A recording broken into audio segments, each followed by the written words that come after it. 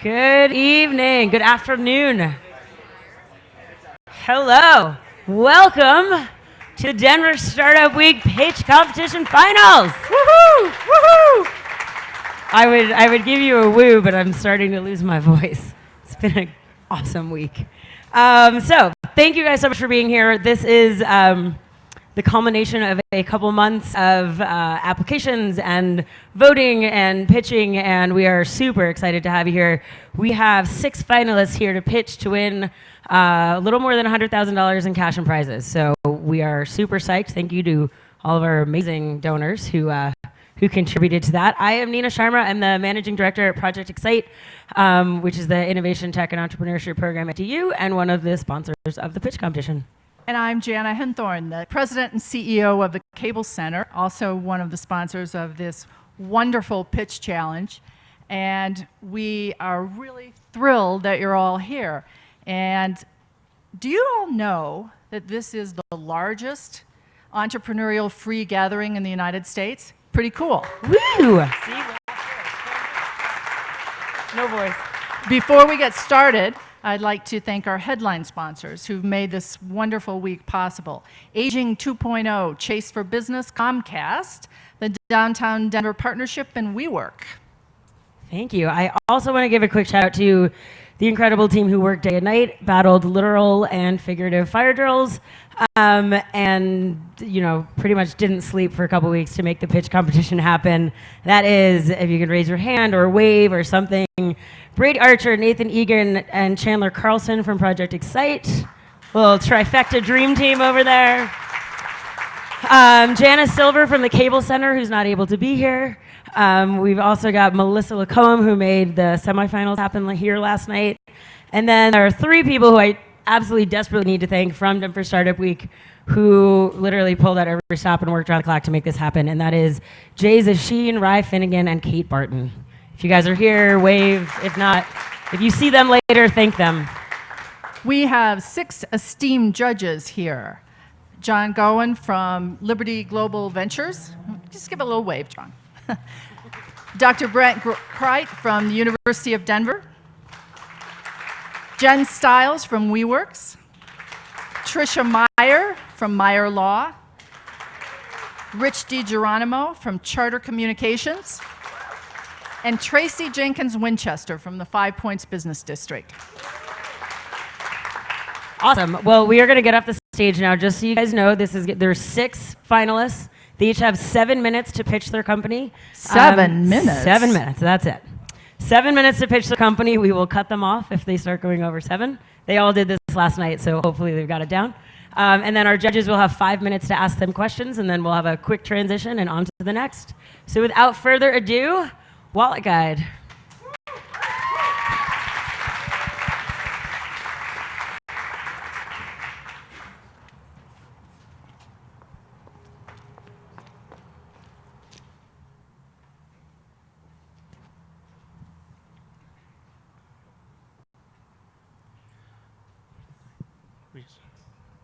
Good. What's going on, Denver Startup Week? My name is Jordan Aloriaga. This is Zach Moman, and we are Wallet Guide. We empower millennials to create positive financial habits.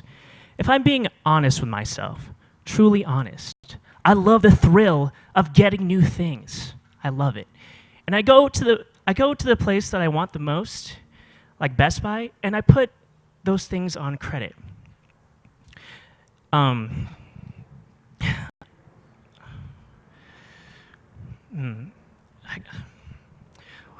What's going on, Denver Startup Week? My name is Jordan Aloriaga. This is Zach Movement, and we are Wallet Guide. If I'm being honest with myself, truly honest, I love the thrill of getting new things. I love it. And I go to places like Best Buy, and I pick out the thing that I want the most, and I put it on credit because I just can't afford it. I actually got these cool studio monitors back in the day because once upon a time, I wanted to become a DJ. Yeah, that's me right there.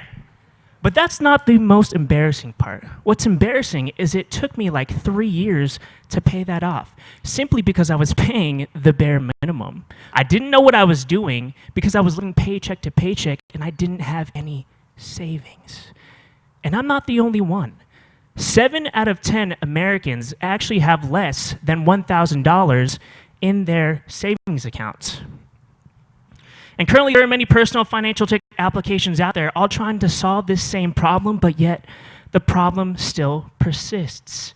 They tell you what you're doing wrong, but not necessarily how to improve, how to succeed, or even how to thrive. This is where Wallet Guide can make a real difference. Rather than focusing more on the money, we focus more on the individual. Those apps tell you you're spending way too much here, or you need to save this much. But how do you get there? To put it in perspective, I trained and fought MMA back in the day. Yeah, that's me. And one of my goals was I needed to lose 30 pounds in 4 months. And to go that extra mile, I actually downloaded a personal fitness app, because why not, right? It's 2017. But my MMA coach and all it really told me was I needed to take in this many calories to lose this much weight. But my MMA coach would never say that to me. He would give me exact meal plans, specific training regimens, and the exact steps that I needed to get me ready for fight night. Imagine if we had something like this for personal finance. Now, what would that look like? You remember the old Jordan? Well, fast forward 5 years. Now I'm using Wallet Guide to help save $1,000 to pay off that Best Buy credit card.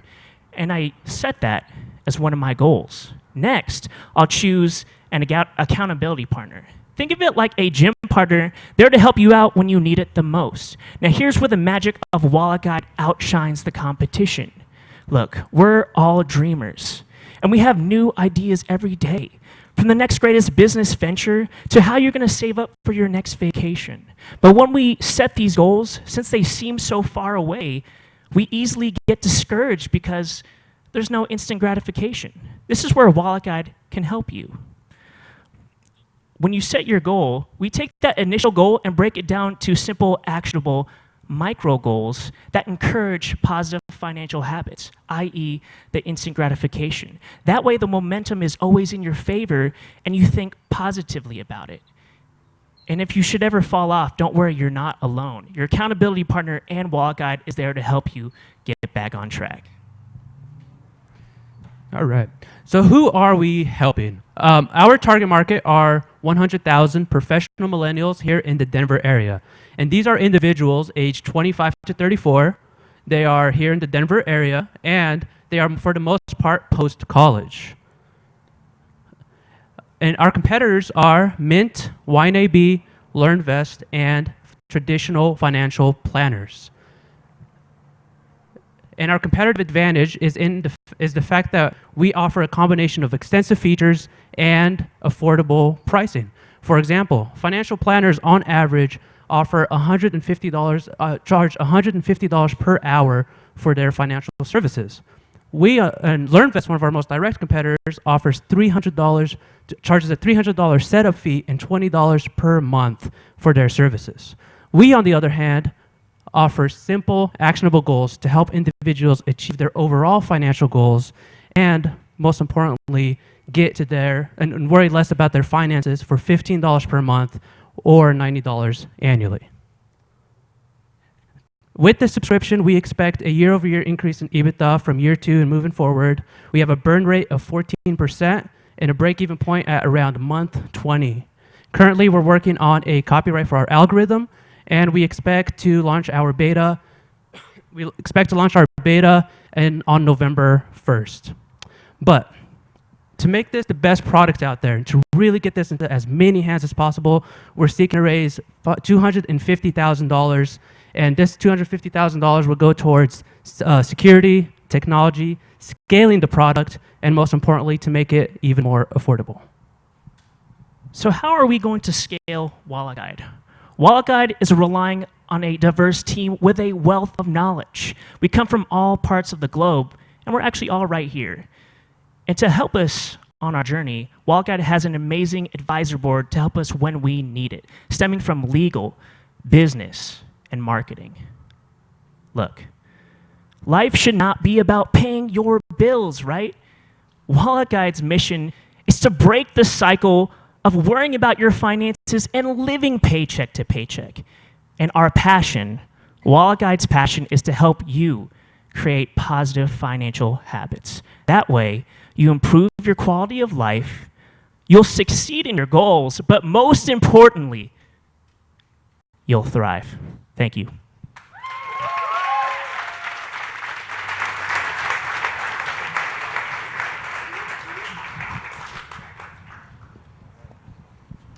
I guess what I'm struggling with is what is the product? You talked about the benefits, right, of the product, the app, but you never really described what it does. How does it help me in my daily, weekly, monthly financial health? That's the part that wasn't really explained. Yeah, so the way our product works is basically, if I go back to the slide real quick. So we basically have individuals hop on the platform. To hop on, it's free, so we offer a freemium subscription model. And they set their initial goal, which would be saving $1,000 for however, for whatever they want to save for. And they do this for 3 months. So our goals is to help them basically in the immediate term, because that's really where change happens, because we're trying to help them set and change their financial habits. So once they do that, they select an accountability partner, because one of the big things is sticking to your goals. Most people fall off pretty much within the first couple of weeks. And then after that, we give them weekly goals based off of their personal financial habits. So whether that's going to Starbucks or, doing stuff like going to Chipotle, eating out burritos, that's where we really make the difference. So you want everyone to starve and not caffeinate their bodies. It's to help out our target demographic. I like to think of it as when I first graduated college, I was so thrilled about actually graduating that I didn't have a plan for my finances. And when those student loans kicked in, I had that big monthly payment, and I didn't know what I was doing. So this is what we do. We aggregate your data, your habits, and we work on ways to help you out. That way you build those positive financial habits so you're more inclined to be better off for the future. How are you finding these advisors? I'm familiar with your competition, but how do you vet out the professionals that are working with you? Are you talking about our advisory board Or how do you provide the services? Oh, so we have an online website, and then we're working on an app as well. So everything is done online. There's no individuals involved. It's an algorithm that basically does everything. And what's your marketing strategy? How are you going to reach all these millennials? Yeah, so we're living in an era of pull marketing where engaging content is capturing the attention of people around you. If you go on I-25 and you stop dead traffic, you'll see a lot of people are looking at their phones rather than the road, right? It's crazy, but it's true. That's how we're capturing the millennial demographic, is using engaging content, attracting new people to Wallet Guide, and converting them into promoters of our brand, an inbound marketing methodology. How do you securely ingest the user's financial data? And how do you ensure that you have the complete picture of their financial history and status? Sure. Yeah, so one of the first things that we have a user do when they hop on the platform is basically sync all of their finances. And we basically offer end-to-end encryption. We have only read-only data, so we can't actually go in there and change anything to your finances or take out money or anything like that. And then we use multi-factor authentication when you hop on. So it's basically as secure as we can possibly get. And we actually checked out, and we actually ended up having an A+ security rating with a various amount of websites. And what was your second question? How do you ensure that all of their financial data is in there? They're not lying. They're not cheating the system. The individual? Yeah. At that point, I guess that could be something that we would basically have to figure out. If a person doesn't put in their credit cards, right, then at that point we would have to either communicate with them, because we do have an online chat feature and stuff like that, to see if they are being complete with us with their finances. But ultimately, it's up to the user. We can't really force them to do anything. So you started out with your example, you wanted to buy something from Best Buy, you were struggling with that. Give us a sense of what are the what are the boundary conditions here in terms of the scope of you know, the intent of your clients? I mean, is it about just they want a new mountain bike, they want to save for a car? I mean, give us a sense of the scale of the expertise available. Those are the things that we want to capitalize, but also just being unchained from the fact that we do have personal debt, especially for millennials. Those are of course we want to help people save for, you know, paying off their credit cards or to even save up for a bike. But all encompassing of personal finance, we want our users to feel free, unshackled from the negative effects of not having enough money to do what they want. And we want our users to thrive on that. So, and to expand even more, we're trying to focus on making those short-term financial habit changes. So finance.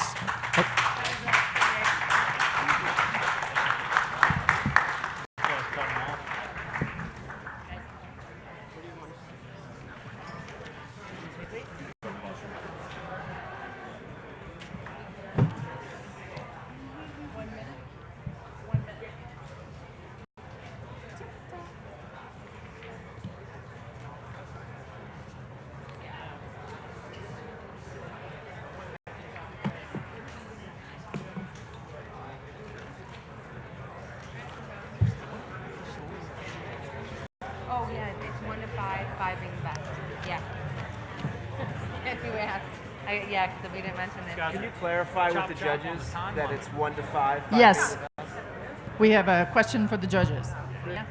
It's 1 to 5 and 5 being 1 to 5, 5 is the best. Got it. 1 to 5, 5 is the best. Yeah. Whole numbers only. Right. Whole numbers only, please. Whole numbers, no decimals. Yeah, whole numbers are decimals. You gotta vote on each company as each year. I believe you. I want to know. He's on top. I wanted to mention to them, they have so many compliance requirements with the amount of data they're capturing. Like, they better make sure they're doing it right. Yeah. The lawyer talking, right? I've been involved in Thank you, Wallet Guide.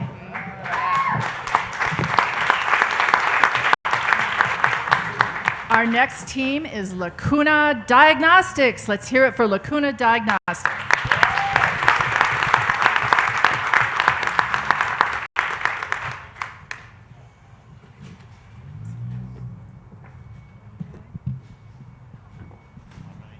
Thank you. Can't see the slide there. Okay. So we're Lacuna Diagnostics. Well, all of us here. So now, more than ever, our pets are becoming family members. They ride in the car with us. They go on vacation. Even snuggle up while we're watching TV. So when one of them becomes ill, we want to know that we're getting the best care possible for them. This is Cowboy and his owner, Matt. They've worked a small hobby ranch outside of Lyons, Colorado for about 5 years. And this particular day, it was like any other. Except halfway through mid-morning chores, Cowboy collapsed and was unable to walk.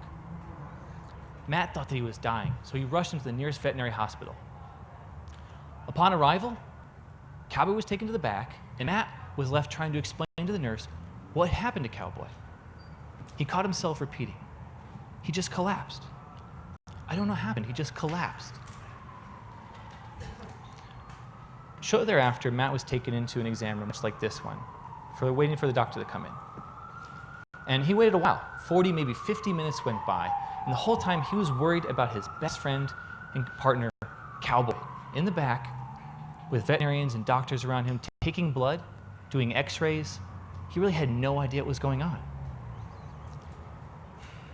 Eventually, the doctor came in, and she explained to Matt that Cowboy's situation was very serious, as she thought she may have found cancer. You see, Cowboy was the right breed and age for certain types of cancers to show up. The problem was she couldn't make that diagnosis on her own, so she needed to send a sample out to the lab so the pathologist could look at it. And she needed to keep Cowboy at the hospital for a few days until those results came back. Now, Matt left the hospital that day not knowing if Cowboy had cancer. not knowing if Cowboy was going to live. He really didn't know anything at all. You see, the problem with this current model is that it takes only minutes to obtain the sample, and then minutes again for the pathologist to read it. But it's taking hours to days in between to actually get it in front of the pathologist. You can see in this diagram here that the sample is being packed up, shipped, or couriered to the lab, where it then goes into a queue before anyone even gets to look at it. Now, if the hospital that Matt took Cowboy to had our Lacuna solution, we would have had those results back in minutes, meaning that treatment could have started immediately, and both Matt and Cowboy would have experienced a lot less stress. And more importantly, Matt would have spent his money paying for treatment for Cowboy, not spent waiting for a diagnosis to come back. At Lacuna, we're solving this unnecessary time in the middle. By going digital, we're eliminating the need for courier services and overnight shipping. We're able to take a diagnostic image right in the hospital, move it through the Lacuna platform to a pathologist that's ready to review that case. Let's take a closer look at how this happens. In this short video, you can see our solution, how it works. You can see there's a slide with a sample on the microscope. We're scanning it into the computer. This creates a digital image. This allows us to get down and look at the individual cells. This is what the pathologist needs to see. Now, this overall process, it takes about 10 minutes. And from there, we link and send that image along with all the patient information through the Lacuna platform to a pathologist anywhere in the world. Now, this type of technology has already been proven in human medicine. We're adapting it for use in veterinary medicine. So the time for Lacuna to move is now. The veterinary diagnostic market is growing to $5.5 billion next year. So we're going to be on the forefront of that growing market. Now, we focus specifically on blood and fluid tests for companion animals, like Cowboy. This represents about a quarter of that overall market at $1.3 billion. In the overall market, there are two major players, IDEXX and Antech. These are the legacy laboratories that we talked about earlier. You can see they've been doing pretty well and growing along with that diagnostic market. Not a whole lot of reason or incentive to change. We see these guys both as competitors and as potential exit strategies, as they're going to need to make the shift to digital at some point. Because by going digital, we're able to disrupt this market, offering faster diagnostic turnaround times, better customer service, and lower overhead costs. And this is what it looks like. With a $300,000 investment, we're able to start realizing this revenue. At year 2, we're talking $2.5 million, and we're in 200 hospitals. In 5 years, if we're able to accelerate that growth, we're now looking at over 400 hospitals and over $16 million of revenue. And this is at 1 case per day per hospital. We're seeing 37% margins off that. When that case volume grows up to 1.5 cases per day, margins go up to 50%. This solution is scalable. Right now, we're in one hospital here in Colorado where we've been live for a few months. We've learned an immense amount from these folks, and we've already started seeing our case response times go down as we've gotten faster. We've also seen case volume going up at this hospital because we're adding new value. In parallel to that, we have been in conversations with a couple other Colorado hospitals where we're planning to launch next month and again later before the end of the year. And again, parallel, we've been invited by a national veterinary network to install in 3 to 5 of their hospitals starting in January. So with investment, we can accelerate this type of growth. It'll allow us to acquire the equipment that we need, as well as to hire more full-time resources to allow us to get in front of more hospital networks like this. We have the right solution, we have the right team, and we have first mover advantage. So who's going to lead this digital revolution? We have this amazing team of co-founders, and this idea came to us from our 2 veterinary co-founders who saw this problem firsthand. Now, combining their expertise and their connections within the veterinary world has been invaluable. Add to that the other co-founding member skills, we're adding years of successful business development, sales and marketing experience, technical skills, and team leadership. And where we have blind spots, we have an amazing team of advisors that plays an active role in supporting Lacuna and all this great stuff. Thank you. All right.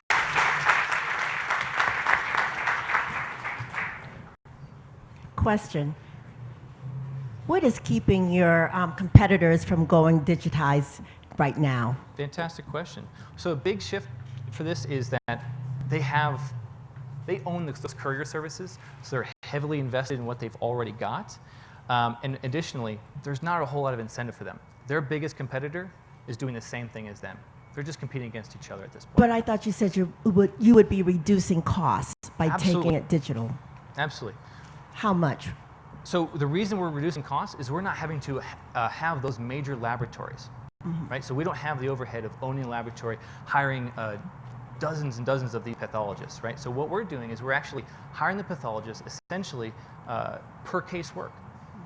And so that's where our overhead becomes way lower. And then one last question, proprietary. Is your technology proprietary right now? That's not a short question. That's a nice long one. There's multiple elements to this. So in the solution here, there's really two pieces. There's the image capturing software, and that's actually a third-party company that we've partnered with, and we have an exclusive contract with them, and they do have the IP. They have patents around that. And the second half of that is the network solution that our case management and our pathology network solution. That's something that we built internally, and so we own that, and no, we have not patented that yet. We're a small startup company, and frankly, we couldn't afford to go through the $30,000 patent process and also to go into a situation where we couldn't necessarily financially back a legal case with it. Now, with investment, that is absolutely something we want to take on. What do the hospitals need to do to implement your solution? So do they need to add more hardware? Do they need to purchase a license? Do they need to update their exam rooms? Yeah, and this is a and great who question. pays for that? I love that question because it's a great one for us. You see, I actually have a backup slide here. Yeah, so this is a solution that we come in and we deliver the turnkey solution. So we bring all the technology, so it's a microscope with a camera and a computer. And these are equipment that they're already familiar with using. So they know how to use a microscope, they know how to make a slide. So they're already doing that. We bring that in for free. And then we actually charge them, we make money by charging them by the cases they submit. That's where our revenue comes from. Then we pay our pathologists and we incur our own technology fees, and that's where the revenue comes from. Got it. One last question. What do you do what's your plan to scale out signing up the veterinary hospitals? I assume that's a big process, It door can to be. door to door. It can't, well, in worst case, yes. But yeah, as we mentioned earlier, we're working with these larger veterinary networks, and so they have hundreds of hospitals. And so as we're kind of getting in the door with that, we have the connections in the network within the within the veterinary networks. We have connections. We've already started conversations, and they're very interested in. It worries me a little bit that part of your product relies on this exclusivity that you have with this other company. How long does that period last, and what parameters are around that? Fantastic. So it's a 2-year thing, and we haven't actually kicked it off yet. We have the ability to execute that when we want to, and we wanted to wait until we actually had enough investment to get the scale that we needed. And it's within the veterinary market in North America. And the reason for that is that the company is actually, they're doing education and human med. So we're not really competing with them. They just want to know that we're actually going to deliver for them before they go bigger. So it's a starting point. I assume Lacuna's a pet that you have or had, or The name Lacuna? yeah. So I love this question. So it's actually a medical term for the space between cells.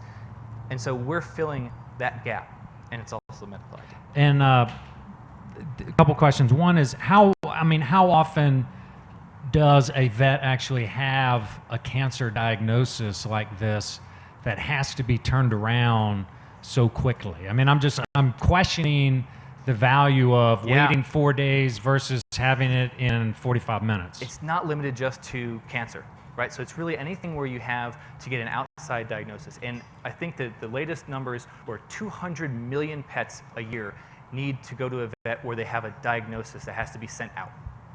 So a lot. And where it matters for time, cancer isn't the only place.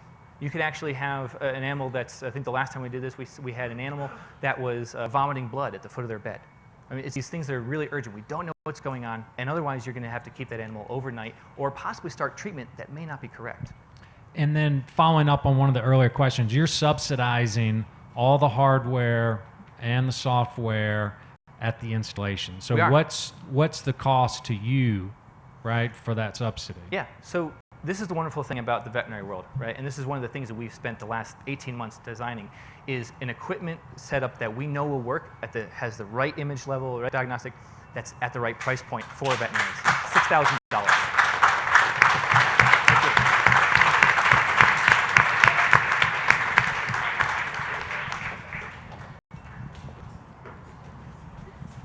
Thank you.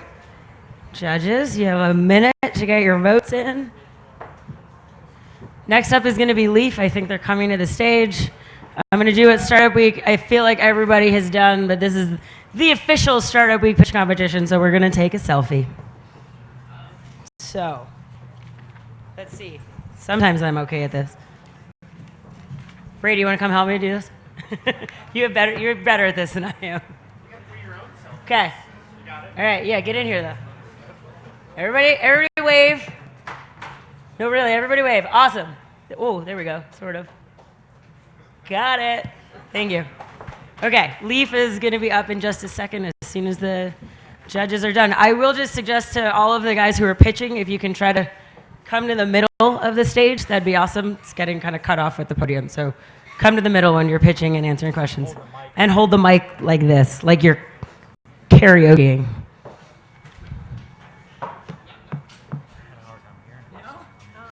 Whenever you're ready.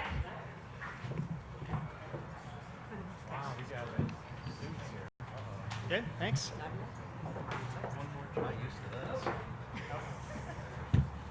One more. You're waiting for one more.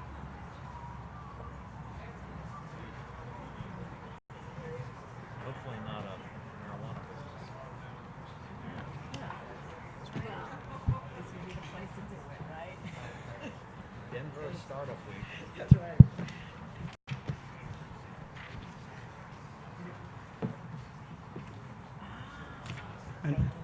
Ready? So are they ready? Okay. All right. Hello, everyone. My name is Nat Robinson. This is Tori Samples, and we're here presenting about Leaf. But before we start, I'd like to ask all of you to do a favor for us. So please take out your wallet and put it on the table in front of you. And everyone can do this. And I'll do it with you. Go on. Take it out, you can too. So I'll put mine right here. Now, imagine that everything in that wallet represents everything that you value. Now, how does that feel, having it sitting there in front of you? Maybe a little uncomfortable? Well, now imagine that you're forced to flee your country because of warfare, because of violence, or an environmental disaster. And you have to leave everything that you value behind you, including your home. And you have to pay some smuggler $5,000 to take you on a dangerous journey to another country and to a place where you don't speak the language, you can't get a job, and no one really wants you there. You're forced to work in the informal economy, and you've essentially have lost your entire economic identity. This is the tragic reality that 65 million people around the world face every day. And this is why we're creating Leaf, a virtual bank targeting the stateless and the excluded with integrated financial services that are deployed through a mobile application that helps facilitate the cash to virtual currency conversion and is built on blockchain technology. So it's essentially helping refugees to take their valuables and cash and move them across borders. So in addition to the 65 million refugees, there's another 100 million that are currently living in crisis and could become refugees at any time. Now, the challenge of providing financial services in some of these countries is that you don't have the banking infrastructure. Yet, fortunately, there's 60% of these countries are using mobile money. And this is very similar to Venmo, where you're able to store cash on your phone and send it to your friends or use it to make purchases. And I'm sure you're all very familiar with the crisis in Syria and most recently in Myanmar, but we've decided to focus on this part of the world, in East Africa, in the North Kivu region. because there's a very high population of refugees and a high prevalence of mobile money usage. But it's also an area that I'm very familiar with. I spent the last 7 years of my life starting and running a rural microfinance company in East Africa. So I'm very aware of both the challenges and opportunities of working in this part of the world. Now, the way the business process works is you have refugees who are forced to flee. They take their cash, convert it to mobile money at the thousands of kiosks that are all throughout the country. They send that cash to Leaf, and then we store the transaction on the blockchain so that when the refugees make that crossing across the border, they're not taking cash with them. Yet, they can still access those transactions at any time. And when they arrive in a place of safety, they're able to pull that cash down or use it as collateral on a loan to start a business. Now, the way that we generate revenue is just like a bank. We charge transaction fees and invest the float, so the savings that we're collecting from our refugees. And generally, the resettlement cycle takes about 3 to 6 months, so that's enough time for us to generate revenue to cover our costs. And we estimate that if, on average, our clients can have a balance of $500, we can break even at 21,000 clients. So now that Nat's told you a little bit about why we do this and how Leaf operates, I want to tell you about the technology. We use the blockchain because it solves so many of the problems associated with traditional banking for refugees. Most of these center around security and access, transaction fees, and trusted networks. With a background in data architecture and healthcare IT, I'm excited about the innovative use of this technology that excludes so many people in this traditional system. Leaf uses blockchain technology as a foundation for bringing refugees into the formal economy in 3 primary ways. First, we use multi-factor authentication to create a biometric identity for refugees, which both reduces the risk of fraud and the loss of identity papers while in flight. We then use the blockchain to facilitate the transfer of assets, such as currency and contracts anywhere in the world. And then finally, blockchain serves as the infrastructure for building that economic identity that Nat mentioned earlier. And so refugees are able to start a line of credit or collect interest on savings.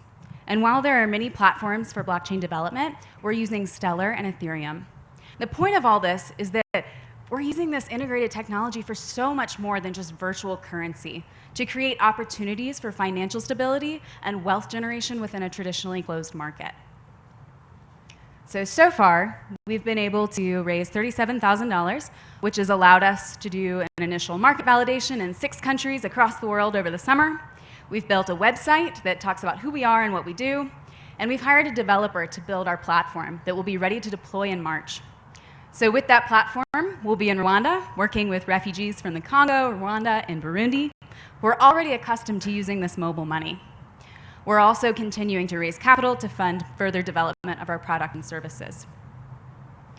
We have a great team. We're multicultural, interdisciplinary, with both experience in fintech and the refugee crisis. This makes us the right people for this solution. And we ask that you come alongside and partner with us. And so finally, I'd ask you to take a look at your wallets in front of you, look back at the people on the screen. And while you can go ahead, breathe a sigh of relief, put those back in your pockets, that's not the case for so many people who are living with this tension and uncertainty every day without the ability to change their circumstances. And so we ask that you remember these 65 million people living without an economic identity, who are often investing everything they have in informal, corrupt markets. We ask that you support us as we provide transformative solutions to the unbanked with Leaf. Thank you.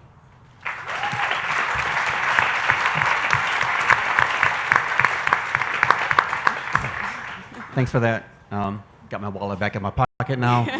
It's uncomfortable. I want to understand this. So, we're talking about 65 million refugees. These are the most vulnerable individuals on the planet. Yep. They are stateless. They are transitory. Even in the best of times, Yep. these folks are not bankable. Even if the banking infrastructure existed in the Kivu region, and when you start talking about Burundi and DRC, these regions are barely monetized in the best of times. Trying to understand, one, the extent to which, if any, you got support from local policymakers, how you can ensure the viability and scalability of the actual kiosks. It's hard enough accessing kiosks, again, in normal times. Many of these folks are going to be in refugee camps. Give us a sense of how the transactions occur with those individuals considering their state. Yeah, thank you. Great question. I think the goal is to build on the existing infrastructure, existing networks, the existing mobile money agents that are within the DRC, Burundi, and Rwanda and Burundi, so that we don't have to build that. Now, in terms of the partnerships with exactly regulators, politicians, that's critical, and I think that was something certainly that I learned working in Kenya, is building those partnerships are important. But I think the advantage that we have here is that we're not competing with banks, and as you may know, that those politicians definitely listen to what's being presented to them by the banks. So if we're able to target a new market for some of these more influential lobbyists, that we're able to present ourselves as an opportunity to bring new people into the market instead of competing directly. So that's a lot of the work that we will be doing in this spring, is building up some of those networks and partnerships. This also works on feature phones, so you don't have to have a smartphone, anything like that. And I mean, people in these areas are already using mobile money. Was it Airtel, M-Pesa, other services, and so that's pretty prevalent as it is. That's their go-to form of exchange. And so why doesn't that work for them? That go-to form of exchange that you just talked about, why does that not work for your sort of target market? And it's also just domestic. So the mobile money is only working in that country. As soon as they leave that country, they can't access those funds anymore. So that's the bridge that we're trying to work with. They're already transacting using mobile money, and then they're able to send that money to us, which we then are able to put on the blockchain that they can bring down in another country, because those mobile operators are all local and regional.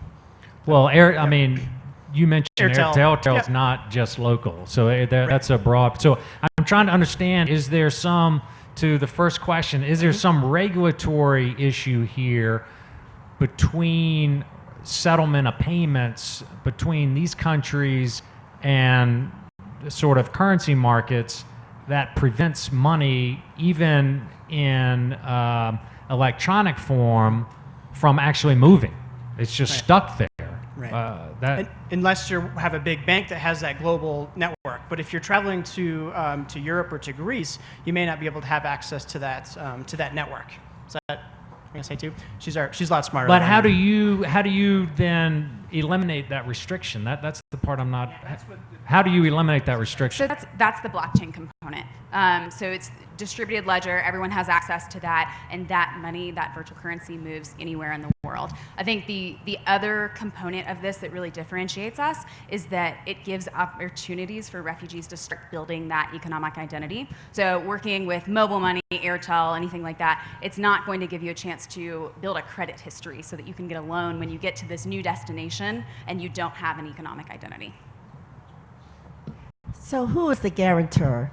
Who is the FDIC in this case? Yeah, great question. No, and exactly, because that's important to build that trust as we're taking cash from our potential clients. So initially, we'll be doing a lot of that, but I think we've just had a call today with the UN Capital Development Fund, and that would be a group that we would go to guarantee those savings, and this is a great development story for them. We could pay a small fee for that, but that's really critical so that all of that savings is protected from a large developmental global institution, and those are the partnerships we're building right now. Is the $500 average savings, is that a real number, or is that an optimistic number? I think that's a realistic number. That's what we'll be validating, absolutely. And we spent a month talking to refugees who've made that process, and that was kind of the amount that we got. Some were spending, you're taking a lot more with them, so the $3,000 to $5,000 to pay the smugglers, but we'll find out.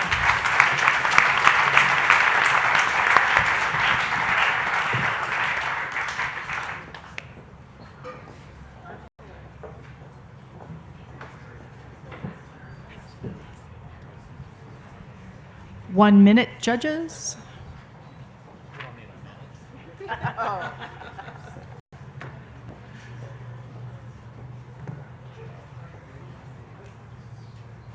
Nina, we need to take a selfie together at the end. Let's do it at the end.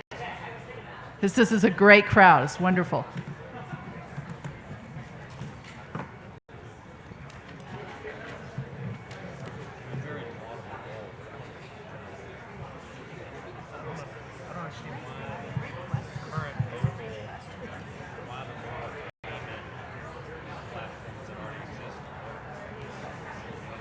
Thank you, Leaf.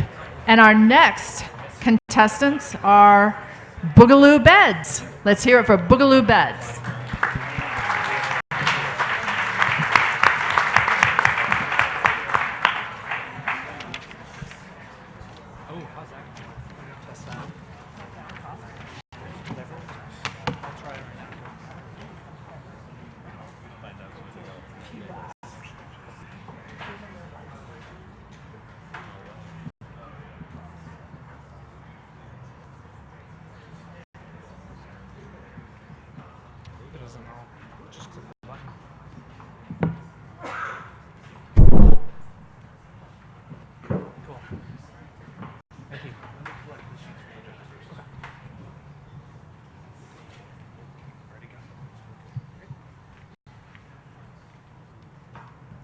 All right, hi everyone. My name is Caleb and I'm the CEO of Boogaloo Beds. We're building smart beds to improve sleep and safety for people with autism, dementia, and other sensory disorders. And to start things off, I wanted to show you a quick video made by a young girl with autism named Carly.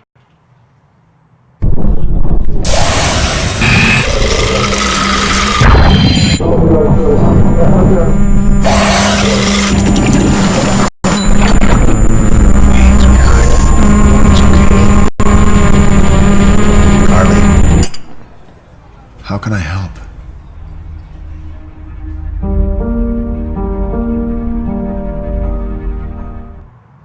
That was a simulation of sensory overload in a coffee shop. From her perspective, she actually made that video. And a few months ago, I met a young boy named Josh. He experiences sensory overload as well. At 7 years old, Josh has a big life ahead of him. He's fun, smart, and loved by his family. He also has autism, and this makes life a little bit harder. He has a lot of issues calming down and often only gets a few hours of sleep a night. Up to 83% of kids with autism have sleep disorders like Josh. Have any of you ever had a bad sleep and realized how much this affected your energy, learning, and temperament? I know I have, and this is only compounded with children who are already at a big disadvantage and often last their entire lives. 48% of these kids will have also escaped from safe environments, and many have self-harm issues or seizures.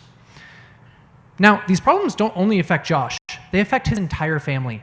Every week we're hearing stories about how these issues have resulted in job loss, divorce, or having to move houses entirely. The root of these issues is sensory sensitivity. Many people with autism have the inability to filter out stimuli. As a simple example, Josh often cups his ears to block out sound and rocks back and forth to help with his sense of balance. Sleep is constantly disrupted by stimuli from siblings, neighbors, and household activity. As well, these sensitivities can often result in a fight or flight response. In other words, they run out of the house or have meltdowns where they may hurt themselves or attack others. Now, it's not all bad. Many people with autism have told me that they experience the world in a much more intense, vibrant way, and that good sensory feelings are perhaps more enjoyable than you or I may ever experience. Personally, I find that absolutely fascinating. So, what we're building are smart beds that allow a person to completely control their sensory environment. Our canopy blocks outside stimuli, creating a cozy, safe space. We then use soothing stimuli such as lights, sounds, vibration, aromatherapy, and weighted blankets to help people relax during the day and sleep better at night. To help with safety, we provide heavy padding for protection during meltdowns and cameras linked to motion sensors that parents can remotely monitor. The future vision is to use sensors and software to correlate stimuli and therapy with how well a person sleeps. Over time, you could create an environment that is perfectly customized to your own unique child. And with enough users, we'd be able to see valuable trends across the entire autism population. In effect, this would give a voice to the 1/3 of people with autism who are nonverbal and can't tell you what they actually need. You may think this is a small niche market, but in fact, autism now affects 1 in 45 kids born, showing a 1,000% increase over the last 4 decades. US autism-related healthcare costs are expected to top $1 trillion by 2025. In America, there's over 1 million kids with autism. At our $10,000 price point, that's an addressable market of $10 billion, and we don't think the impact stops there either. We're constantly learning about new sensory disorders this could help with, including epilepsy, Alzheimer's, dementia, PTSDs, Down syndrome, sensory processing disorder, and more. In combination, this has the potential of helping over 100 million people worldwide. There's really two types of competitors on the market. The first are drugs, which are often prescribed as toddlers. Most parents hate giving these as they can have horrendous side effects. In fact, CU Denver recently put out the world's largest autism sleep study with around 1,600 families, and they found that although these drugs do put the kids to sleep, basically by knocking them out, they result in worse, more aggressive behavior the next day and quickly decline in effectiveness. Parents do see the need to help with these issues though, so many have started making their own crude versions of our product. While the professional products are essentially cages that only focus on safety via confinement and ignore much broader sensory and sleep needs. But what's validating about those products is that several of them have millions of dollars in annual revenue and without going through clinical trials are covered by Medicaid and often private insurance at a $10,000 price point. I've confirmed with the distributors that they sell through that we can be covered under those exact same insurance codes, which saves us from lengthy and expensive regulatory testing. So we've been building and selling pod beds for the last 3 years to travel hostels, homeless shelters, and school dormitories. But the real spark came when a parent approached us to build a beefed up multi-$1,000 version for her son with autism. From there, we dove deeper and surveyed over 200 families, held focus groups at autism clinics, built 3 prototypes, filed provisional patents, and connected with experts. In fact, the top 2 quotes you can read right there were received just the past few days from people who saw our Denver startup pitch video. From their feedback, we're confident that we have a product that has the potential to dramatically improve their lives, and we're now on a mission to bring this to market by 2018. We have a step-by-step plan to bring this to market as well. As you probably know, hardware is hard. Things can and will go wrong. That's why we're manufacturing local and selling local to start. We've gotten strong interest from one of the world's largest medical equipment distributors, as our product has many additional benefits over the beds they already sell. We're confident that we can fit into their existing local 10-bed per week sales flow, and from there, we'll scale up nationally with them and then expand into other distributors. To increase our brand presence, we'll focus on online marketing, influencer marketing, and community building through events and Facebook groups.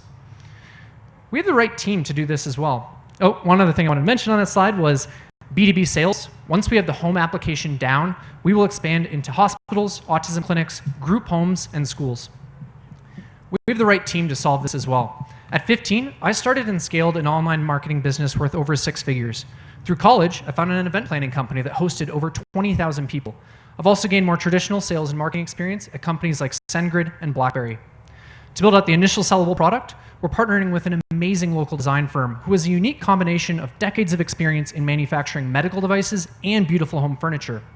And as we move forward with research and grants, we're partnering with Kathy Bodine, the director of CU's world-renowned assistive technology lab.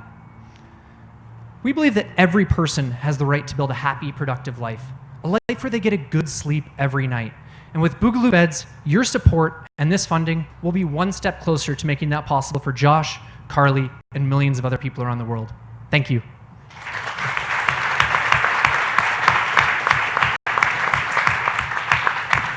So I'd love to answer any questions. So I think it's really cool what you're doing. Thank you. How much does it cost you to make a bed? So right now we're estimating that we could easily do it for under $2,000. Originally we were actually trying to sell it for $2,000. About a third of parents that I surveyed were willing to pay that amount. These problems are so big. Then I talked to the distributors and they're like, all our beds are over 10K. You need to weigh up the price. So pretty confident on that. 10K is a lot, though, for I think one family to spend potentially. So that's the nice thing about this.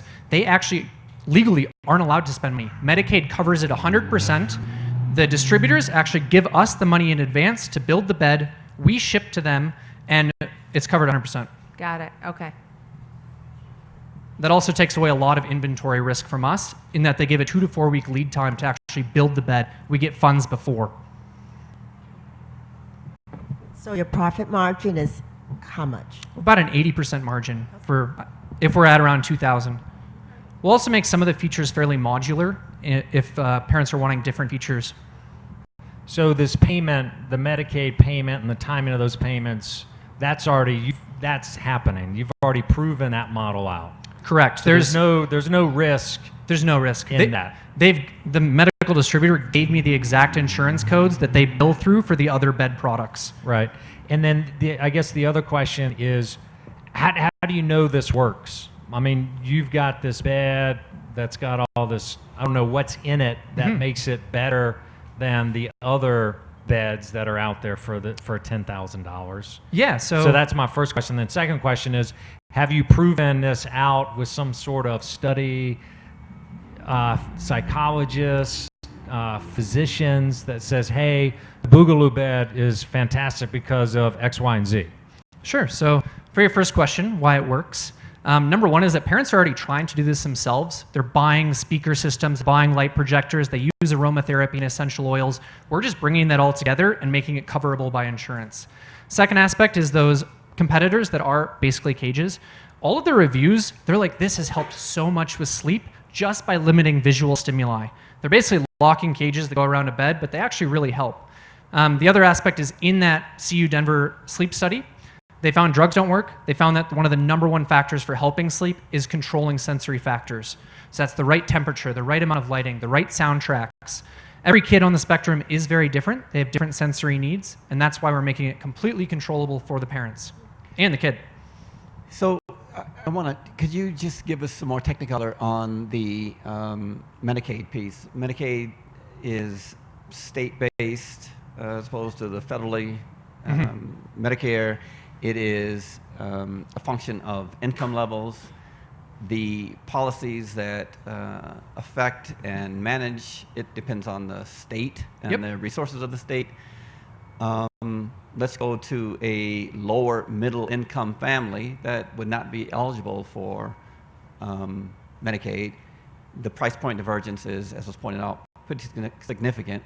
So I'm just trying to understand how Medicaid, how you're so confident in Medicaid when it's based on state policy and income levels. Yeah, so it will definitely be a challenge to figure that out. One of the validating things is that these beds are sold in many different states as well as around the world, the competitors.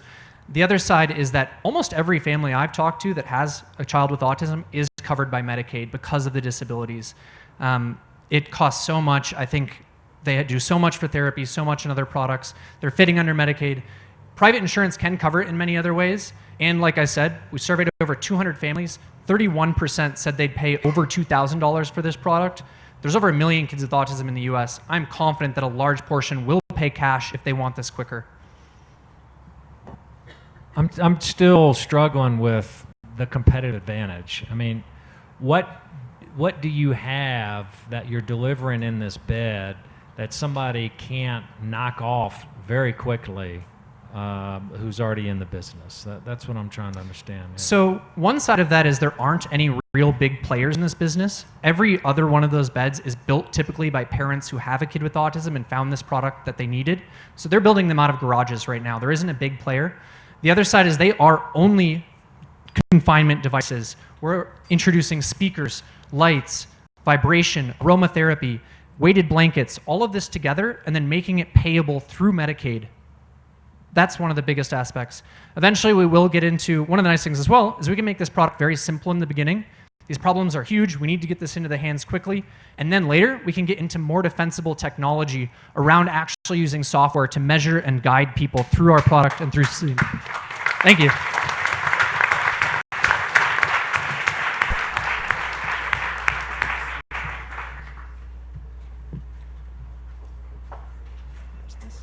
Yeah, me too. Thanks for helping.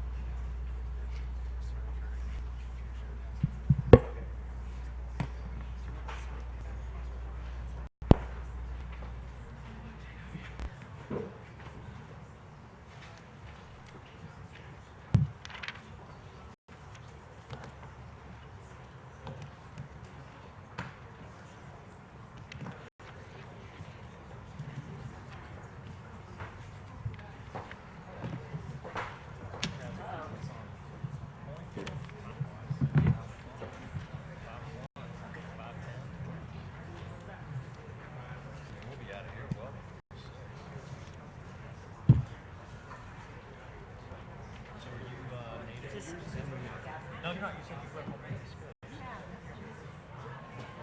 How long you been up here? Hey, you're on native.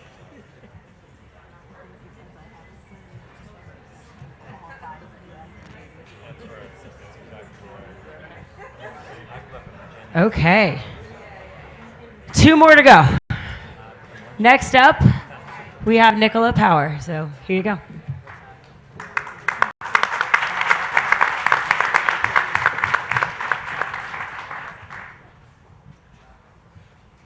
A world powered by 100% renewable energy is now possible. It's the right thing to do for our planet. It's the right thing to do for our economy. It's the right thing to do for our future. It's the right thing to do for our children. The inspiration for our company comes from Nikola Tesla, inventor, engineer, futurist.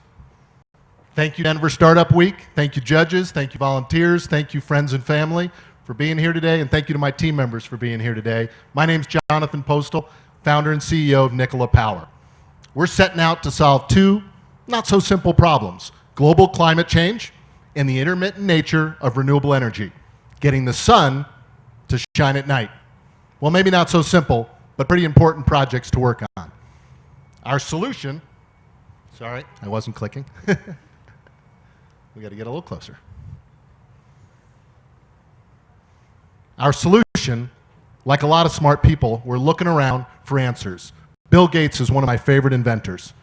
He said, what we need is a magic box that can store sunshine and wind power and shift the time use of that power. Well, that magic box, folks, is simply a battery or a battery system. What Nikola Power's business is to make that battery system work better.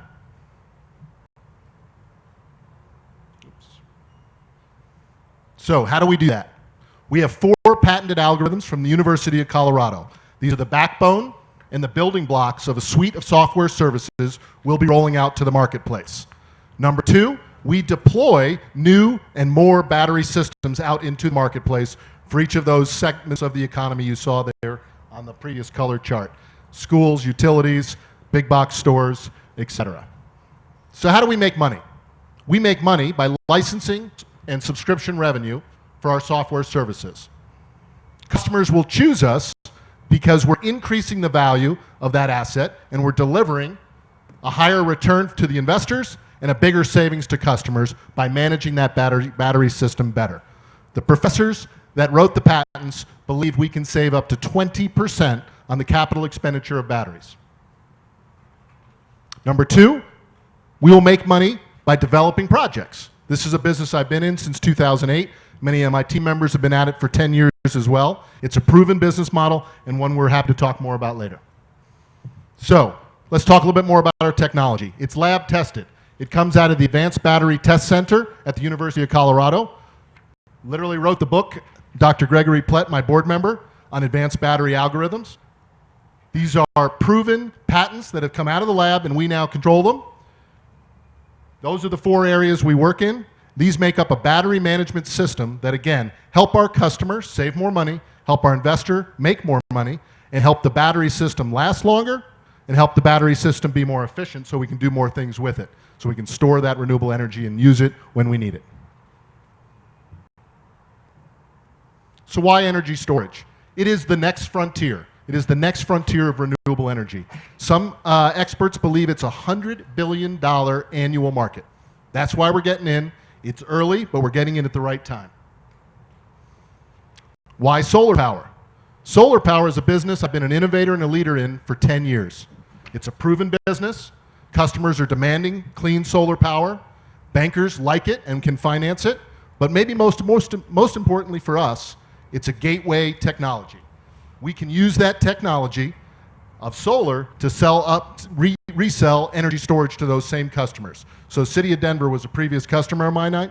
Now I can go back and talk about energy storage and not just solar. So we'll be in the solar business as well. We have an amazing team that's been working for 6 months around my dining room table. Many of them are here today. We have also 2 stinky dogs, so we're ready to get funded and get out of my house. An amazing team of experienced folks who work in renewable energy, development and construction, battery technology. We have a rock star team of advisors. These folks help me manage, thrive, and lead this company from a board level. You'll notice Jonathan Silver, he was President Clinton and President Obama's clean energy czar. These are truly some of the best in the world, and I'm happy to have them helping me. On a pro forma, we don't have a lot of time to go through all the numbers. Bottom line is we're building a profitable business in a proven sector that I've been at for the last 10 years. We see 7-figure revenue in 2018 and 19, jumping to 8 figures in 2019 and 20 as we roll out our software products. Because we're a graduate of the RVC Hyper Accelerator, we've been thinking and talking about exits. The exit is very important for an entrepreneur to think about where we're going. So we've already been having strategic conversations, thinking about Series A, thinking about the future. Two of our biggest competitors have already been bought out, and they only had a simple piece of the software. They didn't have the level of optimized patents that we have. They got bought for 172 million respectively and 50 million. My first solar company I founded in 2008 had a successful exit for 25 million. We know how to do this and we're ready to do it again. So just a quick wrap up. We have an incredible team that's committed to doing well by doing good. We have the right technology and potentially game-changing technology. I have literally talked to thousands of folks. Yesterday I had a conversation with the head of battery storage, one of the largest energy companies in the country.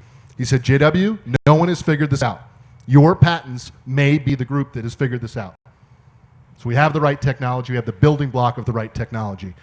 Maybe most importantly, we have access to Dr. Plett, Dr. Rivers to do more IP. This is University of Colorado right down the street in Colorado Springs Advanced Battery Test Center.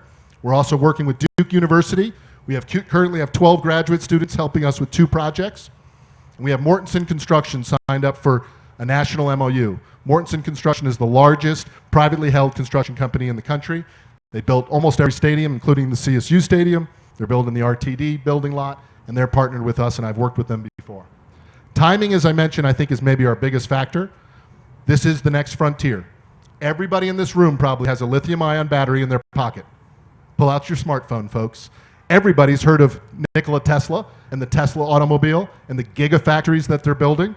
This is because the automobile industry is moving to that electrification. This is doing something called a perfect storm of pricing. We've seen a 75% price drop in lithium-ion batteries. 75%. That means batteries are going to make it work.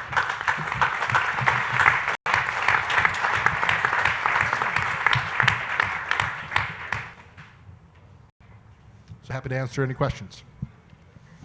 Have you installed the software anywhere to prove out this 20% savings? Yeah, in the lab, that's where we proved it out. Dr. Plett got the patents that way by proving that kind of savings concept. But that's why we're out raising this early seed round, is to prove it out in 2 testing facilities. So we have an invitation out to SolarTAC, which is out here in Aurora, one of the largest testing solar sites in the country, for $100,000. We can get out there and start testing this in a real-world setting. It'll be like 20 years of data in about 2 years. So that'll be for the advanced optimization tools. And then the dispatch tools, again, Dr. Plett and Dr. Rivers are 2 of the best in the country, and they're ready to work on those immediately. So currently, no, other than in the lab testing, but that's the next step. And one quick follow-up question. You mentioned these PhD, these doctors who have the IP. Is the IP in your company, or are you licensing the IP from them? Great question. No, we own it. How does that work? We bought it this summer. So I met Dr. Rivers about 4 years ago. He offered me a job to come on to a company he was founding. Time didn't seem right, but I did approach him earlier this year, about 7-8 months ago. He said, hey, I think maybe these patents are for sale now. He's 70 years old and getting ready to retire. Dr. Plett is still very active and more like my age and still teaching full-time. So he's available for future IP, but we currently own all 4 patents.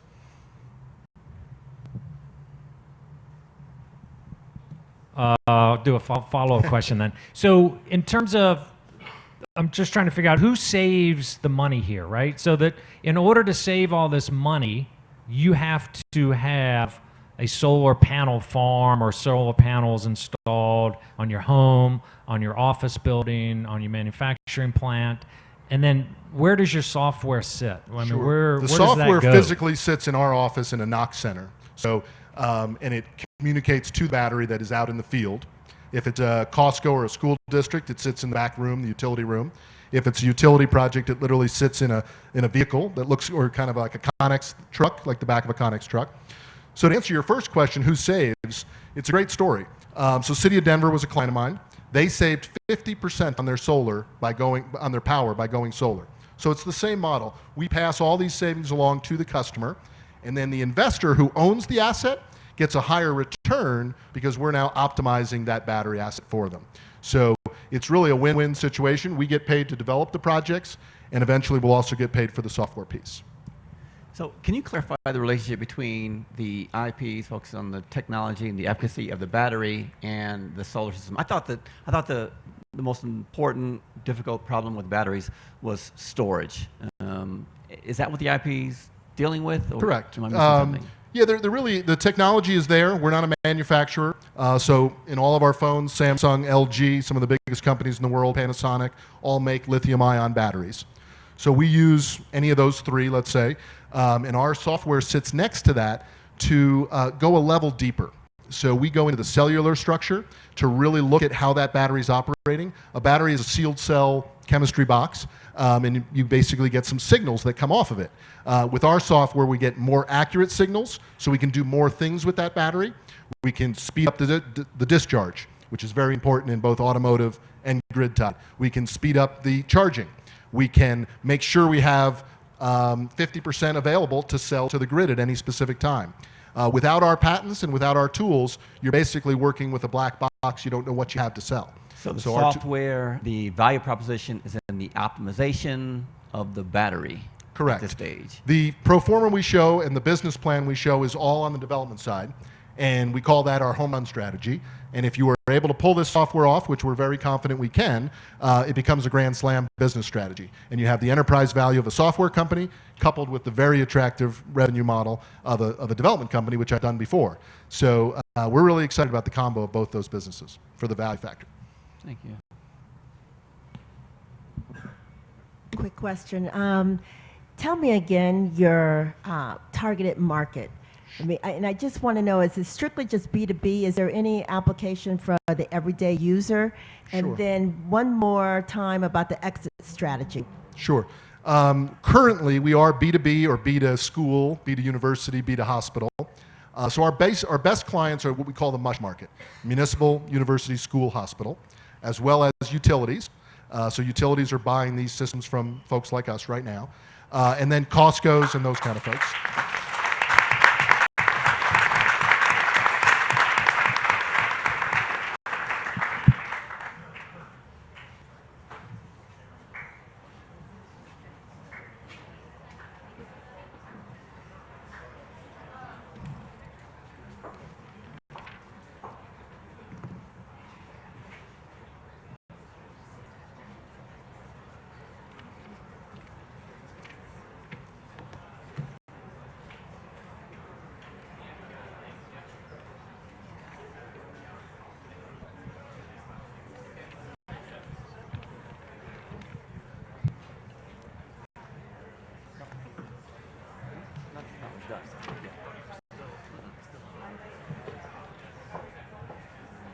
And the excitement mounts.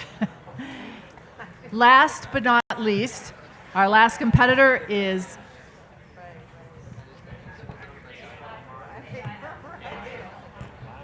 that would be AI Health. Let's give them a round of applause.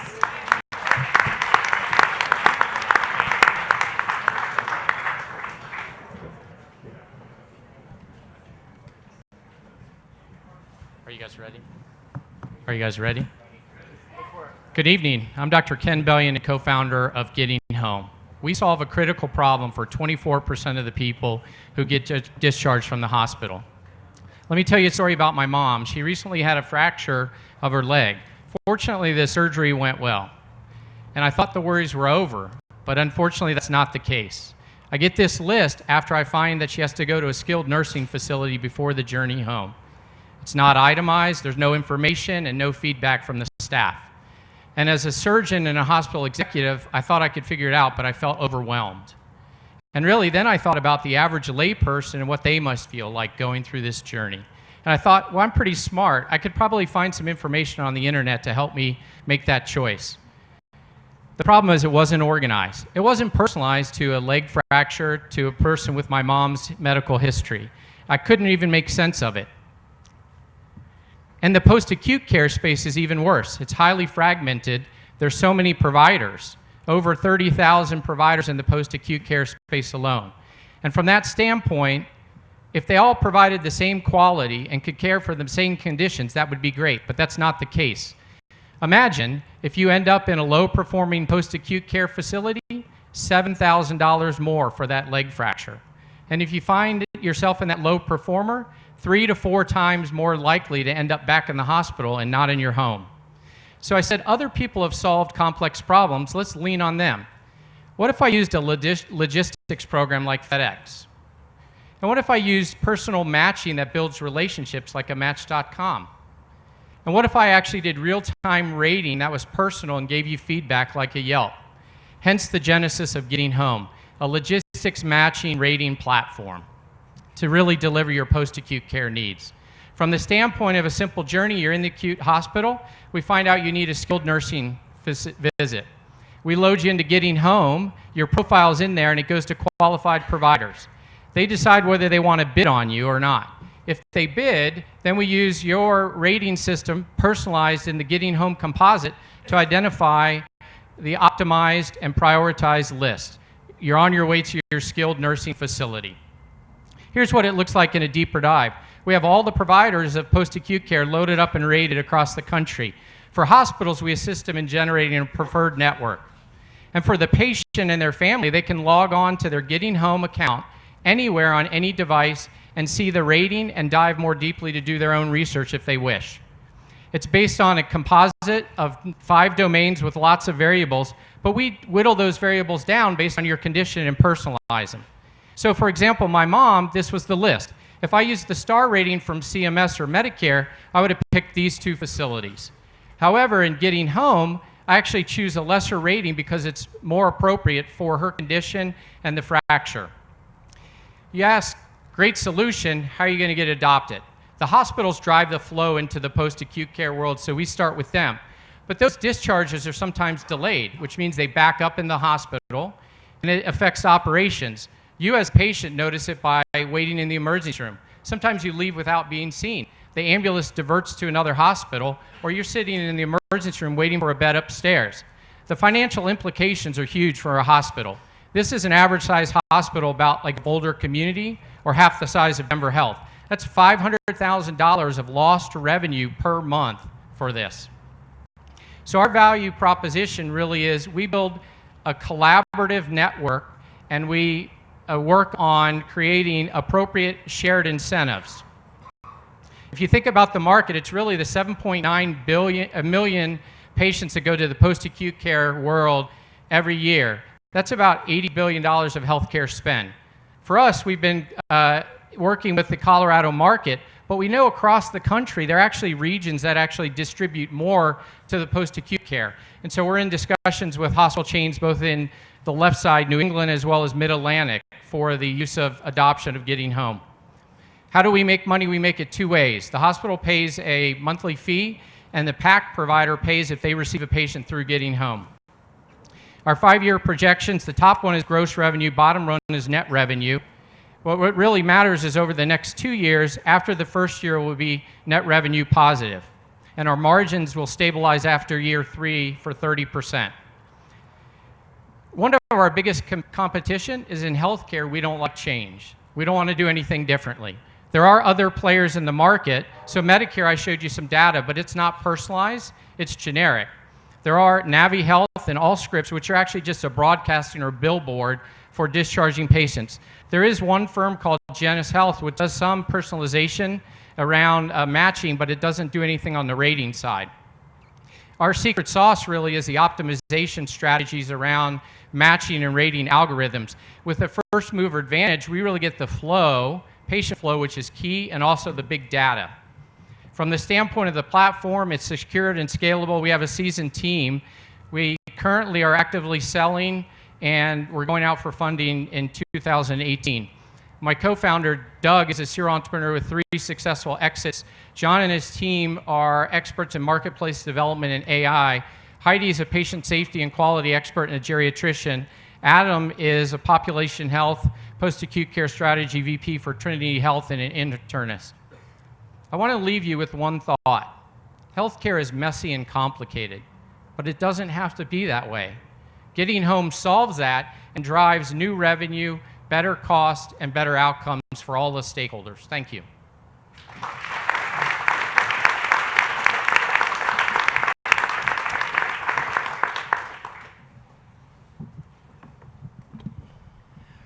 What are the data points in the patient profile?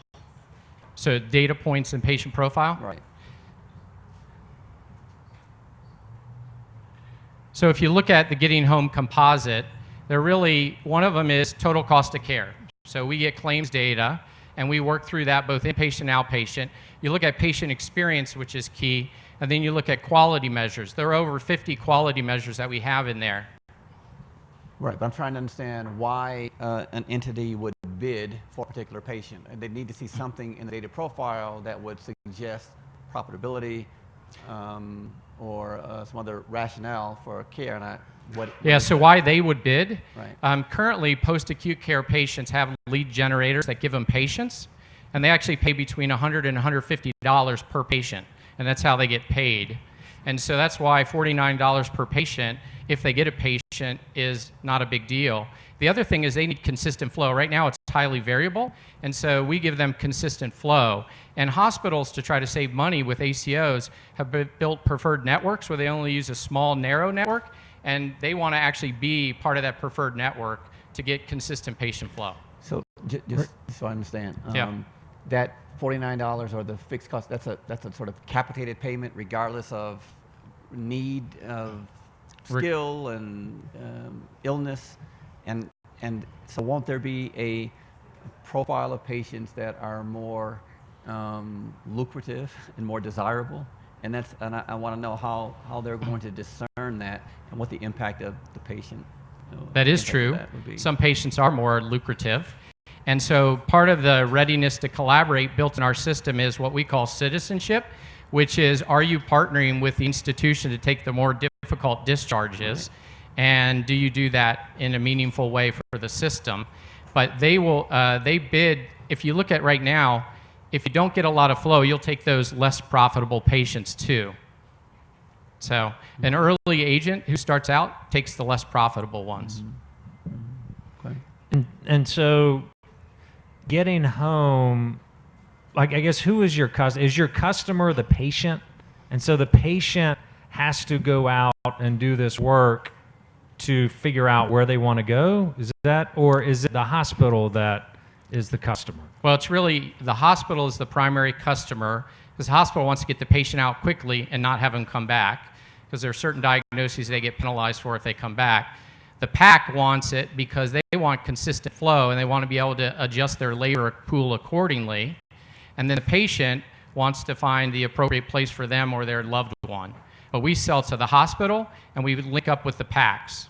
There is a consumer component that we've talked about, but we don't drive currently to the consumer directly. And so where do you maintain the integrity in this model so that as a patient, I don't feel like the hospital, your platform, and the PAC are all in cahoots together to guide me in a certain direction? I guess from a patient standpoint, I'm trying to understand, do I really trust this platform for something that's, you know, mission critical?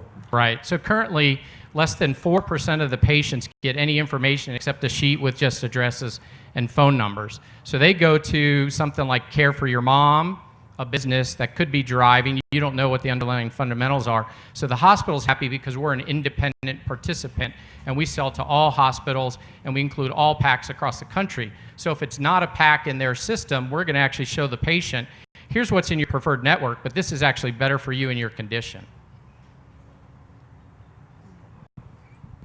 How do you plan on marketing? So with going out to, we have 5 people on the team now. And with my experience as a hospital executive, we've had some good connections going through. So the next phase of funding in 2018 is to get marketing and sales and set up offices on the East Coast in those regions, mid-Atlantic, sort of Raleigh-Durham area, as well as in New England, where they send lots of people to the post-acute care space. So it's going out and calling on hospitals. So. Which negotiating with hospitals is a grind. It's a long road. We have other clients in the health tech space. How are you going to accelerate that process and move that forward? Well, interestingly, we thought about that a lot. I thought I always, as an executive, signed pretty quickly. So what we do is the first phase is we offer them a free pilot, no IT integration, and we give them 1 free FTE. So we have someone sit there, load all the data in there, and then we go from that. And then after that, we've actually proven to them, because they're doubting Thomases, that it works.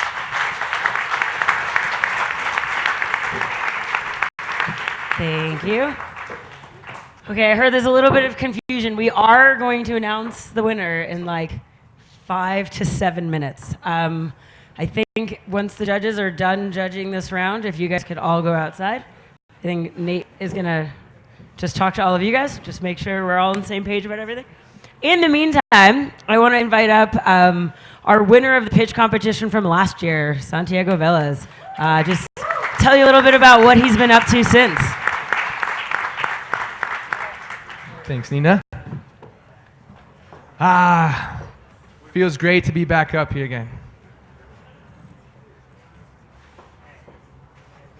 I'm going to give you guys an update on our progress since winning last year. We've hit quite a few milestones since then. Since then, we've doubled sales, and we're now in the 11,000 units sold range. The interesting part about that is that we've reduced our dependence on in-person tournament selling, which we quickly found out was not scalable. Last year, 52% of our sales were in-person at tournaments. This year, only 23% of them are at tournaments. 17% of them are directly through youth soccer clubs and retail. And thanks to our VP of Marketing, Aaron Woodruff, 60% of them are direct-to-consumer online. As part of the prize package for winning Denver Startup Week last year, we got a strategic planning session with Mickey Freeman, the CEO of Education Funding Partners. And in that session, we came to the realization that we need to go validate our product with some of the biggest influencers in the world's game. So my girlfriend quit her stable job, and we went to Europe for 7 weeks, hit 7 countries in 7 weeks, introducing the Foot Solo to some of the biggest names in the world's game, including Ajax, Bayern Munich, Dortmund, Chelsea, Atletico Madrid, Inter Milan. If anyone plays soccer, you know who I'm talking about. We've established strong relationships with these people, and they've been purchasing from us since then. I have a WhatsApp relationship with these youth directors, which is very exciting. On that trip, we realized the need to position ourselves to the international market. Soccer is not a term that's used around the world, and Sidekick is a product placement, something that you bring along with you. Our product is an experience. It's the way you use it that makes you a better soccer player. So say goodbye to Soccer Sidekick, say hello to Foot Solo, the Foot Solo experience. Becoming an international product is easier said than done, but thanks to our VP of Operations, Kelby Buckner, we've established a relationship with a fulfillment center in Florida and LA, who is going to allow us to reach a consumer anywhere on planet Earth by reducing the cost of shipping by 50%. Our inventor, Ryan, has been at work as well. He just got back from China yesterday, and he was able to find a facility to manufacture our cord by machine, improving the functionality, durability, and reducing cost of goods sold by 33%. As I promised last year, we've finished the prototype of the mini Foot Solo as well, size 2 glow-in-the-dark mini version for the younger demographic, ages 3 to 6. We actually got the prototype stolen at a tournament because kids are obsessed with this thing. It's crazy. So we're going to be getting them into our funnel very early on. Look at this kid's face. If you can see it, looks like the happiest day of his life, doesn't it? Another exciting relationship we've been able to develop because of our relationship with Black Lab Sports out of Boulder and JP O'Brien. We were able to piggyback off their relationship with Dick's Sporting Goods, and they've launched a test on their e-commerce site. That's going to go very well because of the Christmas, the holiday shopping period, and they're going to be running a 50-store test if all goes well. It's going to give us access to the whole country.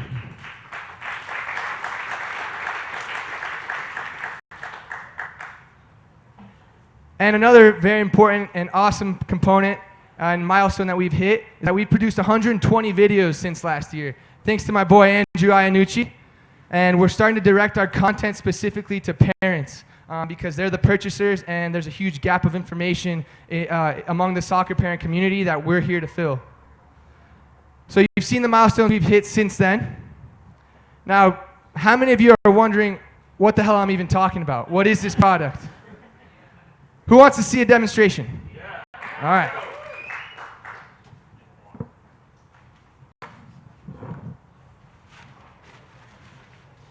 So we've designed and patented the most effective soccer training product on earth.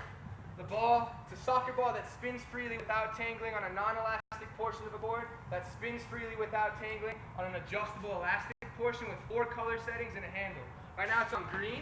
When you pass it on green, it zips back to your feet like a real pass from a teammate. You can work on turns with your first touch. You can pop it up, do a dropping touch out of the air. If you're a goalkeeper, you can put the hand around your wrist, shoot, train realistic dives and saves. If you change the color setting, it changes the tension of the cord. So I'm going to go to the red color setting. Always just a normal pass on the ground. Now it returns to your thighs like a realistic pass from a teammate, so you can work on having a purpose with your first touch. Switch it to yellow. It's a game-like pass to your chest. Now it's a little bit shorter, more tension, game-like pass to your chest. No matter how tall you are, even if you're this tall, still comes back to your chest. Here's something I discovered while walking through Europe, is you can actually do it without letting it drop and be walking to your friend's house, getting incredible touches on the ball.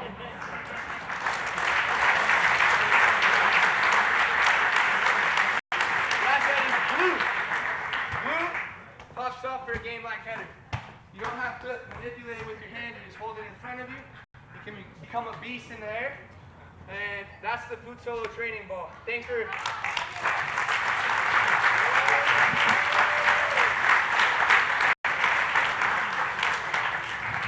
Thanks for clapping multiple times. So now I have an ask for you, Denver Startup Week community. How can you help us take our game to the next level? We're looking for salespeople that can help take over my role as the lead B2B salesperson. We're looking for angel investors to accelerate our growth operations. And we're looking for, continuing to look for soccer clubs that we can sell directly through. So if you know anyone in those 3 categories, please, let's trade business cards after this. And not sure how much time I have left. Nina, good? So we're going to be raising private equity very soon, and I need some practice. So who wants to act like a VC, angel investor, or shark and roast me on the spot with some tough business questions? Anyone? I heard, what are our margins? 75% gross profit margin, but that's going to go up now after Ryan's successful trip in China. And that one, right? How much of your raise are you allocating to e-commerce and online sales? So all of Aaron's activities are ROI positive, so that's not a huge portion of it. Because we continue, as the ads are doing well, as the funnels are performing well, we continue to double up and put more money into them. What we're really needing is to secure patents in the multiple countries that we see as our ideal markets. We're going to have a new patent on the product with the advancements that we've made. So with that, we're going to have 36 months to file in multiple countries, but that costs money. We also want to pay ourselves enough to pay our bills and bring on 2 to 3 salespeople, and that's what we're going to allocate the funds initially to. What happens if it blows up on Christmas? How much inventory you got? So we have 10,000 units. It's a 3-week lead time to get them produced, and then 3 weeks to get them here. But the exciting part now is that we're going to be able to ship directly from China, because we were hand making the cord in Louisville, Kentucky, and we've been doing that. So the balls come from China to here, they get assembled and attached in Louisville, and then shipped to Europe. So we've fixed that logistical issue, and now we're going to be able to ship directly from China.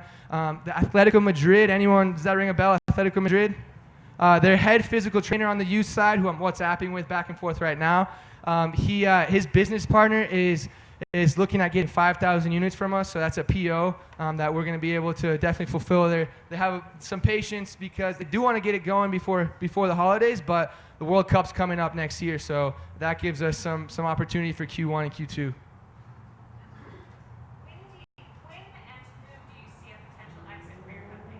So when, within 5 to 7 years, we're positioning ourselves as the most empowering individual soccer training company. Beyond just the Foot Solo itself, with our content, with the value that we provide to parents on improving their bond with their kids through soccer and being their most valuable coach. And we have other products in the work as well. Along with the mini Foot Solo, we've got a goalkeeper training platform that Ryan's been working on. Then we're going to be diving into other sports as well. But I see Nike, Adidas, Quick Goal's been knocking on our door. But instead of just licensing the product or letting them buy the patent, we want to raise the value of our brand. And now we have a brand that I think people are going to be very interested, that we've trademarked. So that's who I see as our primary exits. So I see Nike, Adidas, potentially even Dick's Sporting Goods, as they probably are going to have to start shifting their business model, which they have been a bit, to the e-commerce side.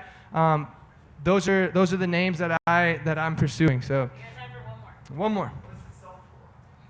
$54.99.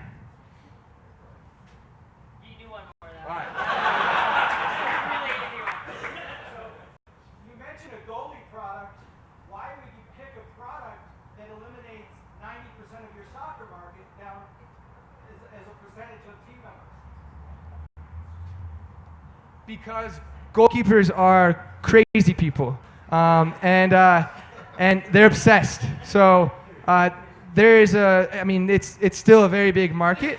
The product is going to be much more expensive than this. It's going to be a platform, but we do want to address the goalkeeper market as well. So for us, it's a good business decision to have another product and more revenue streams. And we want to give goalkeepers love too. Thank you. Thank you so much. All right. Judges, you're welcome to come back in. Jana, did I lose you? All right. Judges are making their way back in. Decisions are final. Yeah, you guys are welcome to come on up here.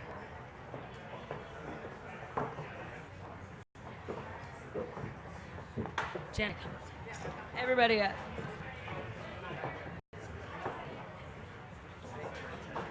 What's up? You have to come on stage. All right, judges, thank you for being awesome and asking really hard questions. I think that was incredible, so thank you to our judges.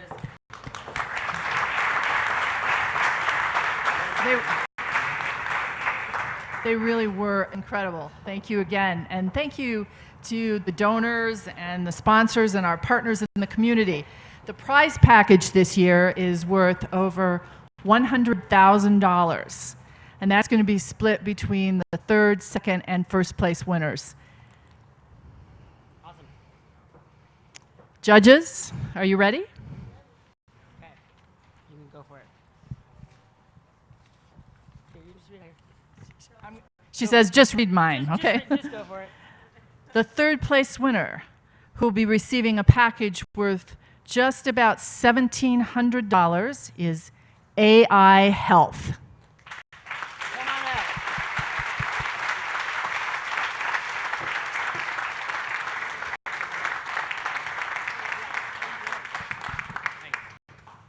Thank you.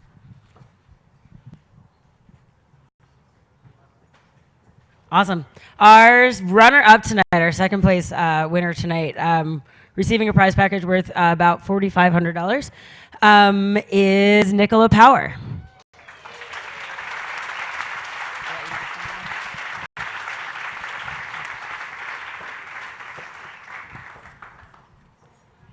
And now, as soon as he shakes hands,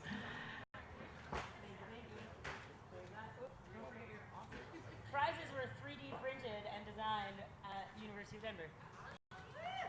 The moment we've all been waiting for, our first place winner tonight will receive a prize package worth more than $70,000, including a $20,000 investment from Liberty Global. So without further ado, the winner of the 2017 Denver Startup Week pitch competition is Boogaloo Beds.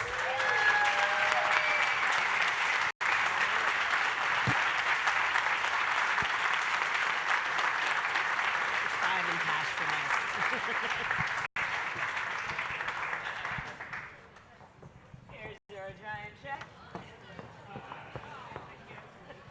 Have a giant check. Enterprise. Ooh, it's a big giant check.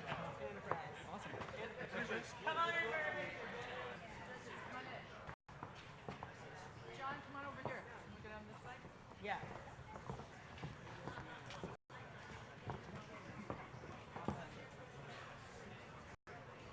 Thank you, everybody, for coming. Thanks, everyone. It was great. Great competition. Thanks, John.